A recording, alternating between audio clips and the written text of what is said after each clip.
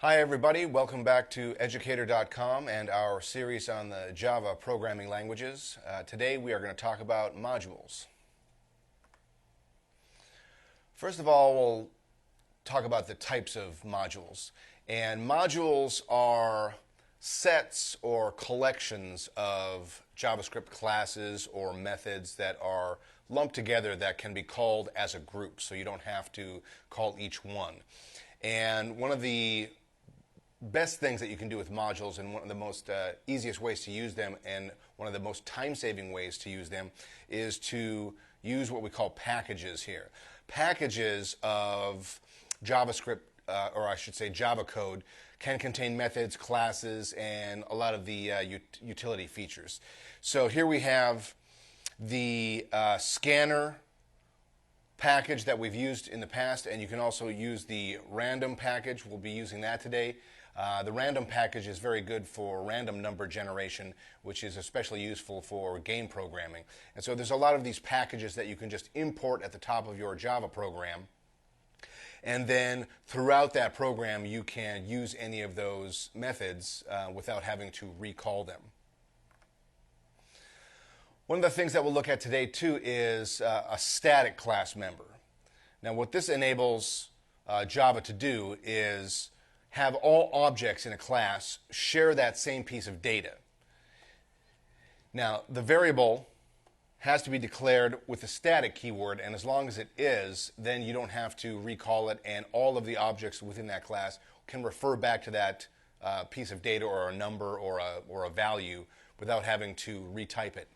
And let me give you a real-world example. Let's say that in a role-playing video game, we've got some characters, like we have wizards and we have monsters. And the object of the game is that the wizards have to try to destroy the monsters.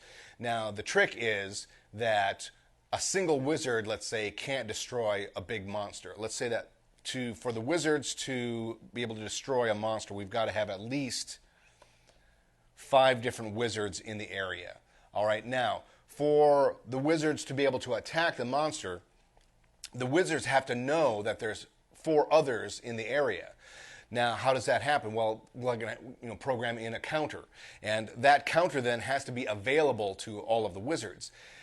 If you didn't have a static class member for that counter would have to be loaded into each instance variable of the wizards. That would get tedious. If you skipped one, if you didn't type it correctly, then the attacking system that we've set up for our game wouldn't work. So as long as we set up that counter as a static class member, then whatever that counter is, wherever it's placed in the program, each one of those wizards can refer back to that same counter, and you really only have to type it once, and that's what we call a static class member. All right, now in this lesson we're going to talk about some more intermediate to advanced Java concepts. We'll see some of them in action today. Some of them we won't see and get demonstrated until later, but we'll talk about them now. One of these things that we will see today a little bit are queues and stacks. And the difference is that they're both ways to store data and then recall it in a Java program. And the main difference is how they act. So first of all, with queues are stores of data that act like a line, a waiting line, just like you're waiting in line to, at the movies or something. Sometimes they'll call these first in or first out, or FIFO. And so just like in a line, one person gets in a line and that person is at the front of the line. Then another person gets in the line, and so on. So these could be, most of the time you're going to be talking about methods that are queued up and ready to go. You know how in a Java program, as methods get initialized and defined, they will be sort of bookended with our curly Q brackets like this. And then they're all initialized, and then they're going to get called in the same type of order, but we do it sort of like that. So how those methods get called is often, determined by whether it's placed in a queue or placed in a stack. And so here in a queue, we'll label this diagram Q. As the methods go into the queue, then the first one in is the first one that gets called. Now let's contrast this with a stack methodology. A stack is a store of data that acts like a building block. And sometimes they'll call this last in, first out, or LIFO. And just like a stack of CDs or a stack of dishes or a stack of coins, you would place them on top of each other. And then as the stack gets higher, then the first one is at the bottom. That would be the last one that would get unstacked. The top one, even though it's the one that got placed last, that would be the one that gets displaced first. Now, as data goes into queues and stacks and comes off queues and stacks, as it's moved, Java programmers call that and call those methods push and pop. So if you push a method onto the stack, then you pop it off. You push the method into the queue and then you pop it out. So that's push and pop. Java also allows for method overloading. And what that means is that you can call and load multiple methods with the same name. Now the trick is that each one of those methods has to have a different set of arguments. So an example of this is, let's say that you wanted to add two numbers or multiply two numbers, and you call that method, myMultiply. You can call myMultiply multiple times as long as you're multiplying different numbers. So the first time you call it, you might want to multiply 2 times 2. The next time, you might want to multiply 2 times another variable, like your total. The next time, you might want to multiply 5 times 10.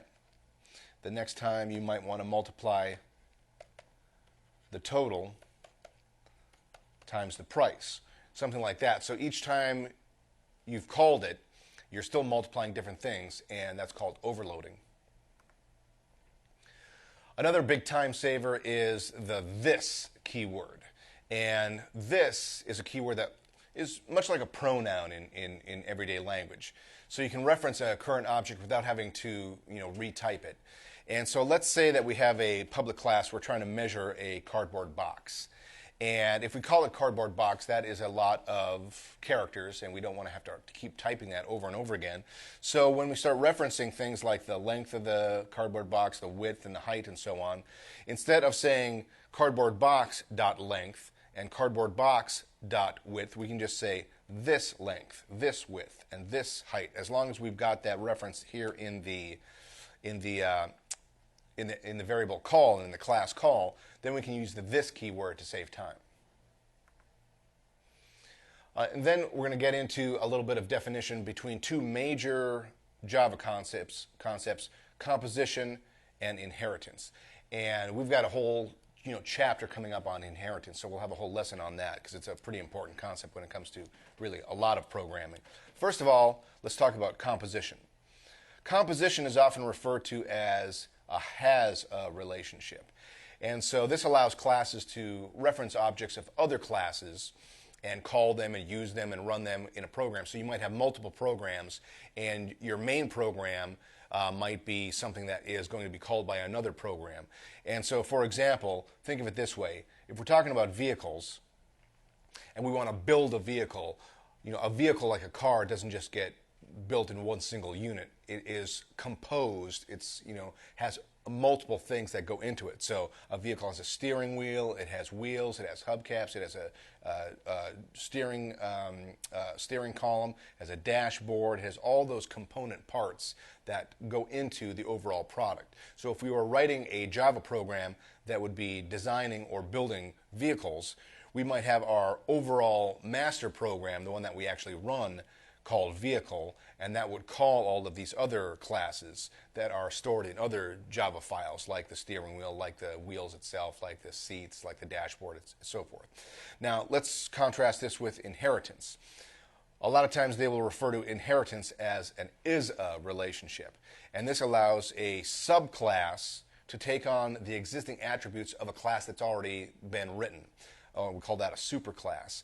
So if we stay with our vehicle example here, we might say that a sedan is a type of vehicle, a truck is a vehicle, and a minivan is a vehicle. So as we create those classes, we would have our master vehicle class, and then we would extend that class when we create the subclass. So we'd have our master vehicle class that has all the things like it's got to have an engine, runs on gasoline, has a number of wheels and so forth, all of those attributes. And then as we create subclasses, sedans, we would further define them. A sedan has 4 doors. A truck has storage capacity. A minivan has multiple, more seats and so forth. So the vehicle itself might not define how many seats it has. But as we go into our subclasses, then we're going to define how many seats it has, how many doors it has, how much does it have a trunk, does it have a large storage bed like a pickup truck, and so forth. So we'll see a lot more about inheritance when we get into the inheritance lesson. All right, let's take a look at some code here. You can see some of these things in action. The first thing that we're going to look at is a rolling of the die example. And this program is going to simulate rolling a standard 6-sided die 10,000 times. And to do this, notice how here at the front we import the Java utility random package. Okay? So we set up our public class, we call it roll die. We've got our main public static void statement at the top. And then we set up and call a random function, so a random number generator. And we set up a series of variables with integers that will track the frequency of the number of times each number comes up, the die's face. So how many times does a 1 come up? How many times does a 2 come up? And so forth. And then we set up a variable called face to store the most recently rolled value. And then we set up a for loop, and this for loop is going to summarize the results of the 10,000 rolls of the die. Now, if we roll the die 10,000 times, it might take us all day, right? The computer can do it in a second. And so we say that the counter starts at 1. As long as the roll is less than or equal to 10,000, keep running the loop. And then every time the loop is run, increment that roll variable by 1. All right, then we set up that we want the die to have numbers from 1 to 6. And then we use a switch statement along with switch case statement to track and increment all of the instances that each number comes up. So as the frequency of 1 comes up, we raise the count of the 1 tracker and the 2's tracker and the 3's tracker and so forth till we get all the way down to 6, and then we end that loop. So now we've set up a system so that every time a number comes up, it'll get stored, and then we output the result to the user. So we say the number that came up and its frequency will be listed as output, and that's pretty much what this program does. Now let's see if it runs. We'll bring up our command prompt. And I will say I want to run the program Java roll die. All right, notice what happens here.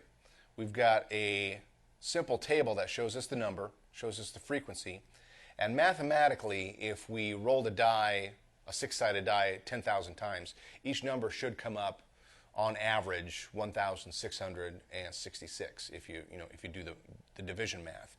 Now, to show that it's truly random, notice how each number does not come up exactly that many times. We've got some variation because it's a random occurrence. And so they're around 1,666, but sometimes it's less, like 5 came up slightly less. 3 in this trial came up slightly more. All right, let's run it again and see what we get for randomization. All right, I'll run it again. And we get our numbers, and notice how 1 came up relatively few times this time, and the number 4 came up relatively many times. All right, so you can see that the random number generator is giving us different results as we run the program, and each time we run this program, it is simulating that loop. It's running through that loop 10,000 times. All right, let me clear this screen, and we'll go on to our next example.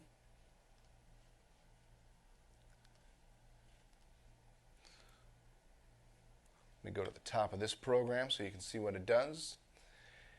And this is going to be a parking lot fee tracker. This program is going to calculate charges. Let's say that we're running a parking lot, and we want to make sure that the minimum charge for anybody that parks there is $2, and they can park up to 3 hours. So you can, as long as you park 3 hours or less, you're only going to get charged $2. After that, for every hour, we want to tack on an additional 50 cents. We want to make sure that the maximum charge, however, never exceeds $10. So even if you park 24 hours, 50 hours, whatever, you're only going to get charged $10. But in between 3 and the charge for 10, the number of hours that it would take to do 10, we want it to be variable based on 50 cents per hour. All right, so here we're going to import our package with the utility scanner so that we can take input from the user.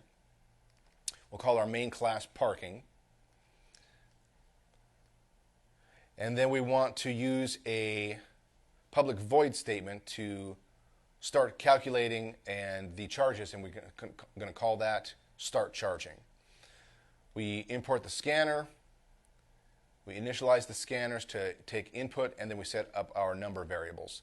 We'll have a variable for total receipts. We initialize that to a 0 total. That's the total fee collected for the day. And then the fee for the current customer. So as we do our data entry, we're going to enter all of the customers as they exit the parking lot and pay their fees.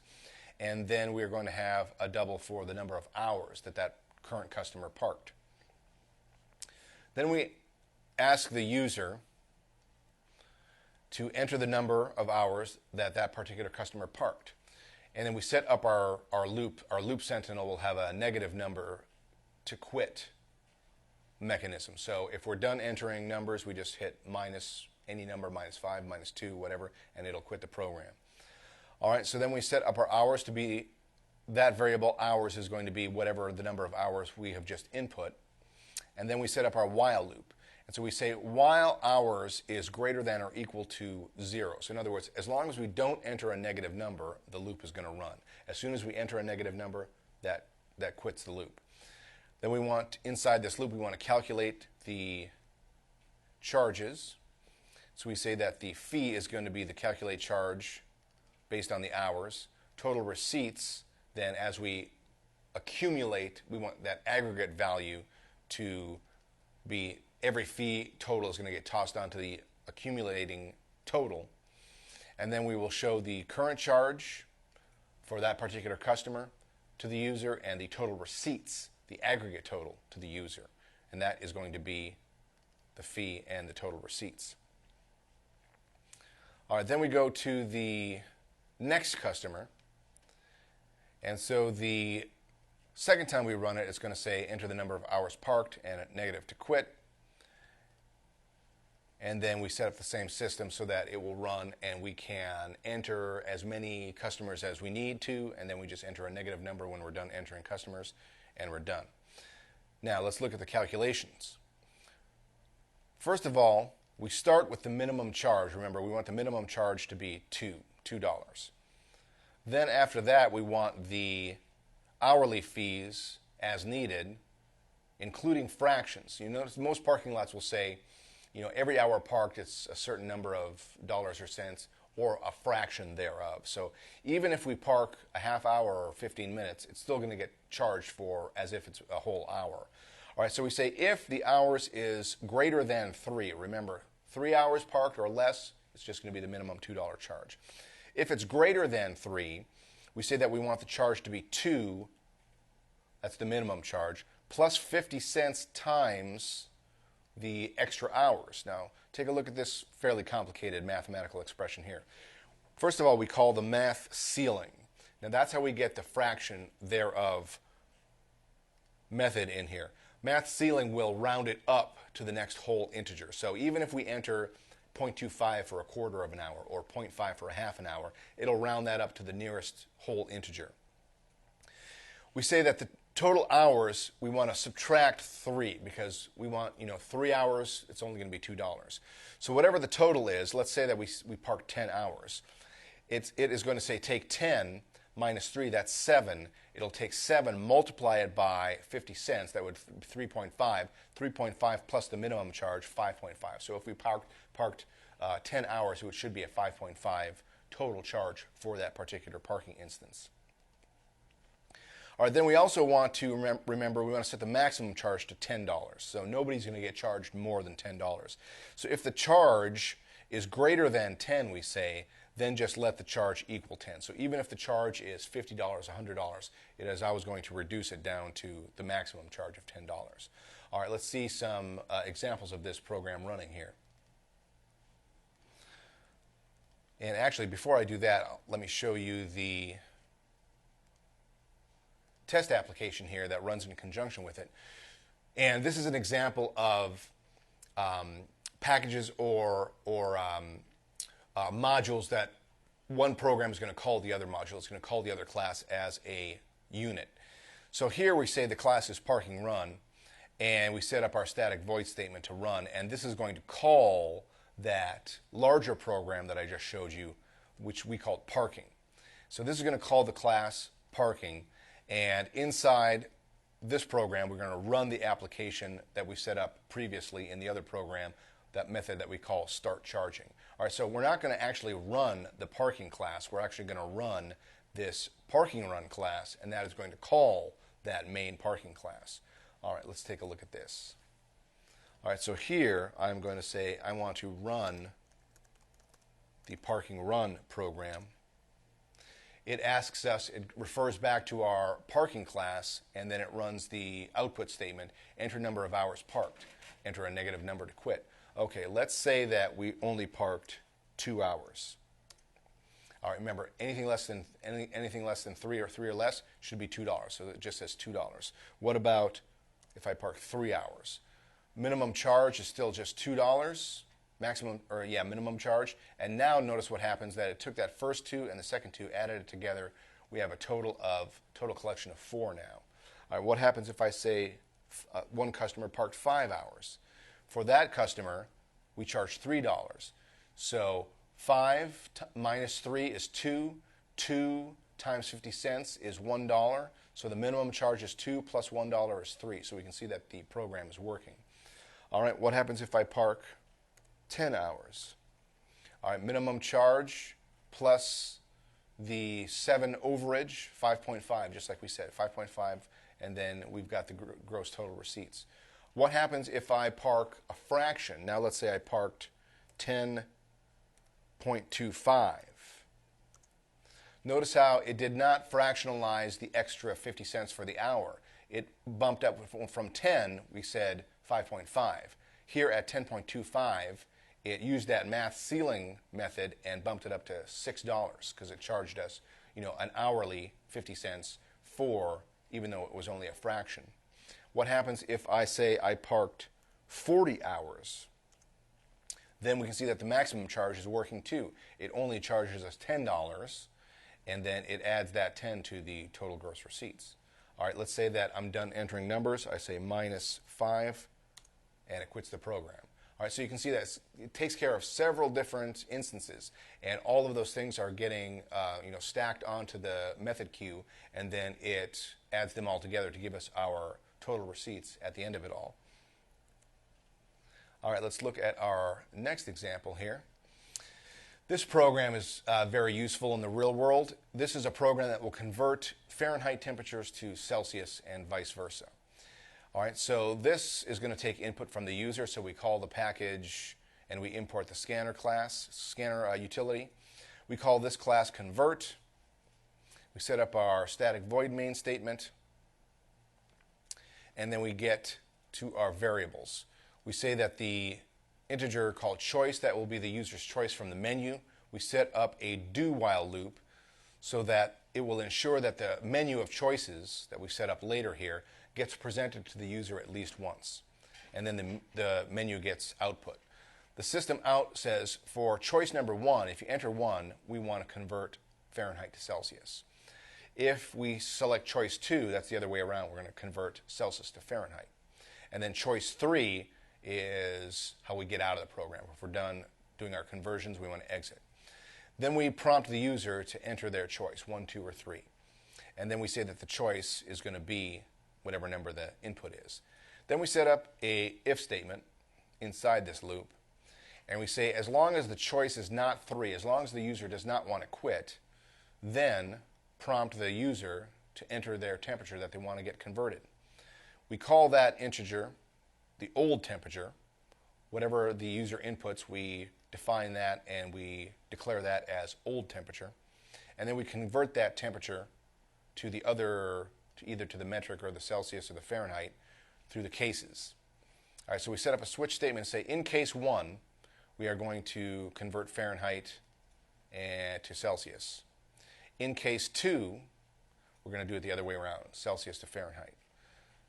And then these Celsius and Fahrenheit conversions are going to be run on whatever total the old temperature is. And we've got these methods, Celsius, Fahrenheit, right here that we define later in the program. All right, so that's the end of the loop. And then if the choice is 3, then that quits the program. Now let's see how the math is done here. We've got our static statement. Here's an example of a static method so that it will be used here multiple times.